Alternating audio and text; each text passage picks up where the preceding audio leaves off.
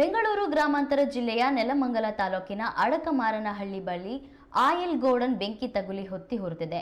ಸುಮಾರು 40,000 ಅಡಿಯ ಗೋಡನ್ನಲ್ಲಿ ಬೆಂಕಿ ಕೆನ್ನಾಲಿಗೆ ವ್ಯಾಪಿಸಿದ್ದು ಸುಮಾರು 30 ಕೋಟಿ ರೂಪಾಯಿ ಮೌಲ್ಯದ ವಸ್ತುಗಳು ಬೆಂಕಿಗಾಹುತಿಯಾಗಿವೆ ಎಂದು ಅಂದಾಜಿಸಲಾಗಿದೆ. ಮಾಜಿ ಸಚಿವ ಎಸ್.ಸಿ. ಶ್ರೀಕಂಠಯ್ಯ ಅಳಿಯ ಕೃಷ್ಣಪ್ಪಗೆ ಸೇರಿದ ಗೋಡೌನ್ ಇದಾಗಿದೆ. 20ಕ್ಕೂ ಹೆಚ್ಚು ಅಗ್ನಿಶಾಮಕ ದಳದ ವಾಹನಗಳಿಂದ ಬೆಂಕಿ ನಂದಿಸುವ ಕಾರ್ಯಾಚರಣೆ ನಡೆದಿದೆ.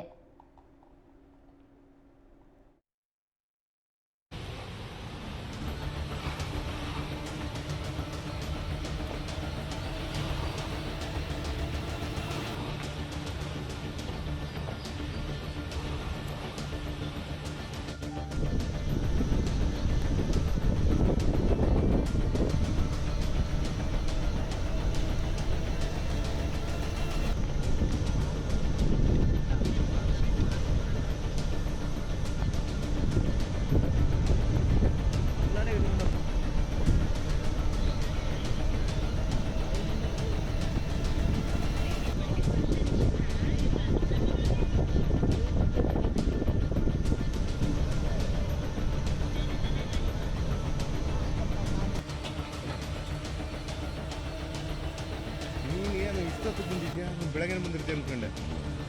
ನೀನು ಬರೋಕ್ಕಿಂತ ಒಂದು 5 ನಿಮಿಷ ಮುಂಚೆ ಬಂದೆ. ಫೋನ್ ಮಾಡುವ